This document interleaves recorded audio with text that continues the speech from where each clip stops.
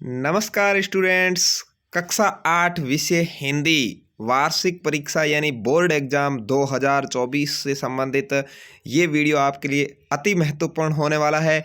जो कक्षा 8 के स्टूडेंट्स हैं उनके लिए ये वीडियो बहुत ही महत्वपूर्ण है, क्योंकि कक्षा 8 की हिंदी विषय का जो आपके बोर्ड एग्जाम होगा उसमें बहुत ही महत्वपूर्ण क्वेश्चंस है वो मैं लेकर के आया हूँ। तो आप इस वीडियो को पेशेंस बना करके पूरा ज़रूर देख लें और वीडियो को अपने दोस्तों के साथ शेयर करें और चैनल को ज़रूर सब्सक्राइब कर लें, क्योंकि आपको यहाँ पर बोर्ड परीक्षा के संपूर्ण मॉडल प्रश्न पत्र है वो हाजिर मिलेंगे। तो चलिए यहाँ पर देख लेते हैं। सभी प्रश्न आपको हल करने होंगे और सर्वप्रथम पेपर के ऊपर अपने नामांकन लिखने होंगे, यानी अपने रोल नंबर लिखने जरूरी होंगे पेपर के ऊपर, और सभी प्रश्न आपको करने हैं। आपको पता होगा वार्षिक परीक्षा का आपका पेपर है वो 80 नंबर का रहने वाला है, यानी 20 नंबर के आपके शतरंक चले जाएंगे और 80 नंबर का आपका पेपर होगा। टोटल 100 नंबर आपके हो जाएंगे। तो 80 नंबर के इस पेपर में आपके क्या क्या आ सकता है और किस तरह से आप बेस्ट स्कोर कर सकते हैं बोर्ड एग्जाम 2024 में, उससे संबंधित बात करते हैं। चलिए यहाँ पर सवाल है, लेखक बदलू को कहा करता था, यानी लेखक था वो बदलू को क्या कहता था? बदलू काका कहता था, बदलू मामा कहता था, बदलू चाचा कहता था, या बदलू नाना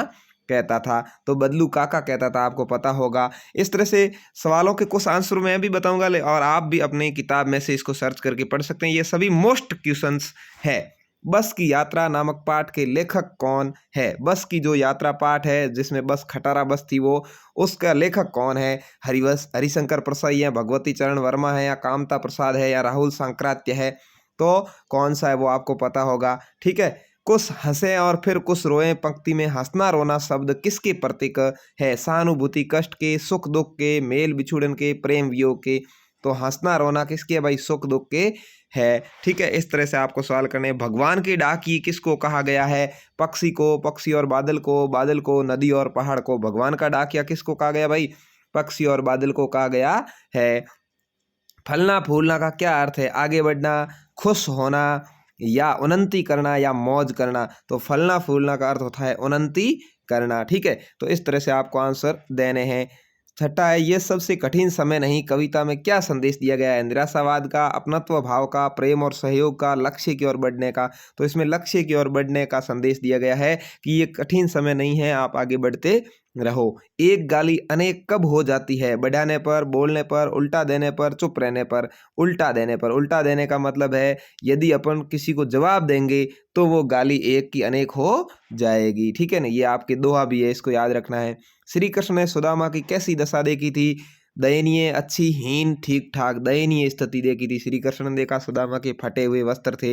इस तरह से आपने पाठ में पढ़ा होगा। तो ये 8 सवाल आपके हैं वो ऑब्जेक्टिव टाइप आने वाले हैं, यानी छोटे छोटे वस्तुनिष्ठ सवाल आएंगे जो 8 नंबर के होंगे, यानी 8 सवाल आपको अबसद वाले मिलने वाले हैं। उसके बाद आपके रिक्त स्थान भी आएंगे इस बार परीक्षा में। रिक्त स्थान में देखिए, बस को देखा तो क्या उमड़ पड़ी? श्रद्धा या भक्ति? तो श्रद्धा इसका सही आंसर हो जाएगा। आजकल ईमानदारी से काम करने वालों को क्या समझा जाता है? मंदबुद्धि या मूर्ख? तो मूर्ख समझा जाता है, मूर्ख इसमें आपको भरना है। धोती फटी सी और दुपट्टी कैसी लटी? ठीक है, यहाँ पर लटी आ जाएगा। साइकिल चलाना एक सामाजिक क्या था? परंपरा या आंदोलन? आंदोलन था। ठीक है। तो इस तरह से आपको रिक्त स्थान के भी कुछ क्वेश्चंस मिलेंगे। ये मोस्ट है, आप इनको जरूर याद कर लें। उसके बाद में आपका आएगा निम्नलिखित गद्यांश को पढ़कर नीचे दिए गए प्रश्नों का उत्तर। आपके एक गद्यांश और एक पद्यांश आएगा। गद्यांश का मतलब होता है जो गद्य का पाठ हो, और पद्यांश का मतलब होता है कविता का पाठ। दोनों में से गद्यांश पद्यांश आएगा और उसमें से आपको सवालों का उत्तर देने। तो पहले इसको अच्छे से पढ़ लेना। मैं उसे बदलू मामा न कहकर बदलू काका कहा करता था, जैसा कि गांव के सभी बच्चे उसे कहा करते थे। बदलू का मकान कुछ ऊंचे पर बना था। मकान के सामने बड़ा सा सहन था जिसमें एक पुराना नीम का वृक्ष लगा था। उसी के नीचे बैठकर बदलू अपना काम किया करता था। बगल में भट्टी दहकती रहती जिसमें वो लाख पिघलाया करता।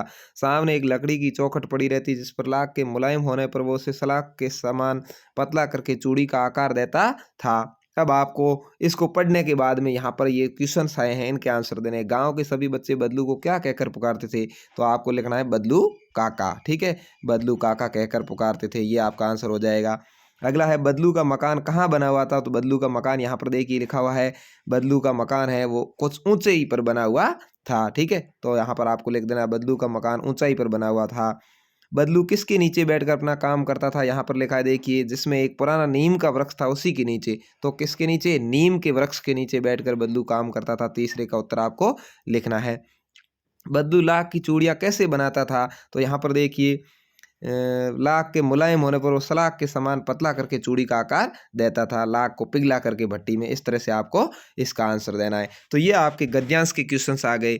अब निम्नलिखित प्रश्नों के उत्तर दीजिए। यहाँ पर सीधे ही प्रश्न आपकी किताब में से आए हैं। बदलू का पैतृक धंधा क्या था? उसका धंधा बंद क्यों हो गया था? इसके बारे में लिखना है। कवि ने दुनिया को भीख मंगा क्यों कहा है?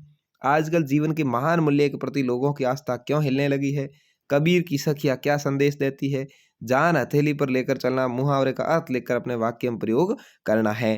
ठीक है। उपसर्ग तथा प्रत्यय में अंतर बताना है कि उपसर्ग क्या होता है, प्रत्यय क्या होता है।